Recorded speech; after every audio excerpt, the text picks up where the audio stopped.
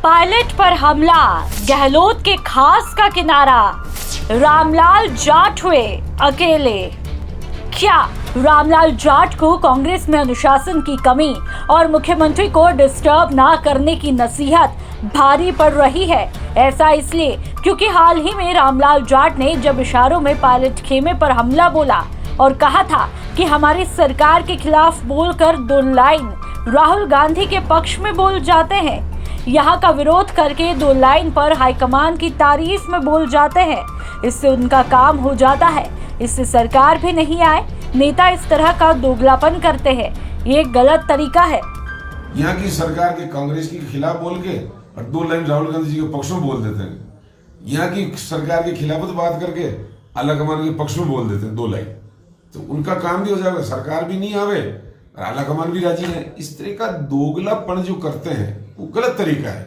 रहना है तो कांग्रेस में रहो, काम करना, कांग्रेस में काम करें, कांग्रेस को साथ लेकर चले, सबको पद मिलेगा, एक उम्र के अनुसार होती है। परमानेंट कोई आदमी राजनीति में नहीं रहता। आज मुख्यमंत्री जी रहे तो आज कोई परमानेंट मुख्यमंत्री थोड़ी रहेंगे, जनता चाहेगी जब तक रहेंगे। आज उनकी भी एज हुई तो नए लोगों को मौका मिलेगा, तो समय समय के अनुसार हमेशा मिलता है तो सबको मिलेगा। सही मांग होती है, करनी भी चाहिए, लेकिन जब ज्वाइंट फैसला जब आलाकमान कर देता तो उसको मानना चाहिए, बजाय उसके रोज ही अंगुली करने का काम नहीं करना चाहिए। तो ये जो हमारे नेता आपस में करते हैं, कभी दिल्ली से स्टेटमेंट आता, कभी साउथ से आता, कभी नॉर्थ ईस्ट से आता, जिनको राजस्थान की भौगोलिक स्थिति का ही पता नहीं वो भी स्टेटमेंट दे रहा। जिनको विधायक जो चुनते हैं तो विधायकों से पूछे।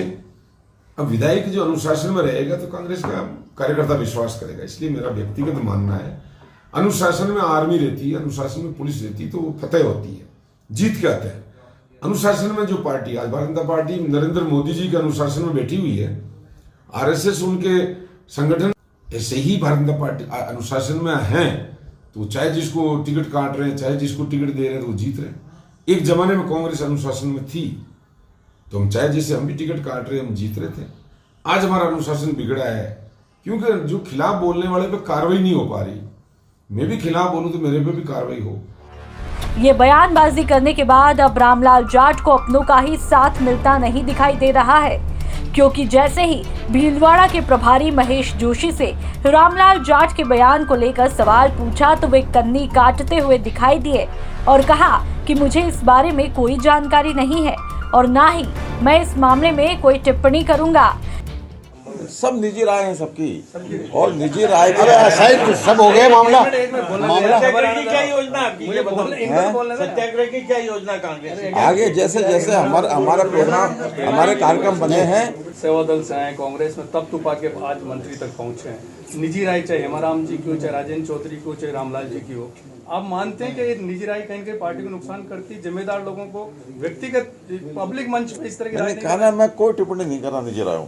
थैंक यू, धन्यवाद। इससे पहले पायलट खेमे के मंत्री यानी कि हेमाराम चौधरी ने भी रामलाल जाट को आईना बता डाला था और कहा था कि ये लोग चाहते हैं कि पायलट कांग्रेस छोड़कर जाए, फिर खुद ही कांग्रेस के धनी बने रहे। कांग्रेस छोड़कर ना तो पायलट साहब जाने वाले, ना ही हेमाराम चौधरी। हमारे खून में कांग्रेस है। चलिए अब आपको ये भी बता देते हैं कि आखिरकार रामलाल जाट है कौन। रामलाल जाट गहलोत मंत्रिमंडल में राजस्व मंत्री है।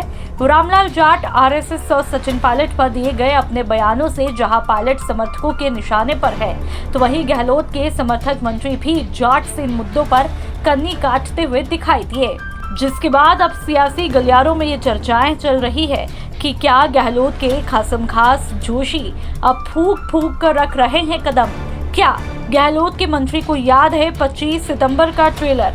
क्योंकि सियासी जानकार कहते हैं कि डॉक्टर महेश जोशी, जो कि मुख्यमंत्री अशोक गहलोत के काफी विश्वस्त माने जाते हैं, उसके बावजूद भी रामलाल जाट के समर्थन में खड़े नहीं होने से ऐसा लगता है कि जोशी अब गहलोत पायलट नाम के वॉर में कूदना ही नहीं चाहते।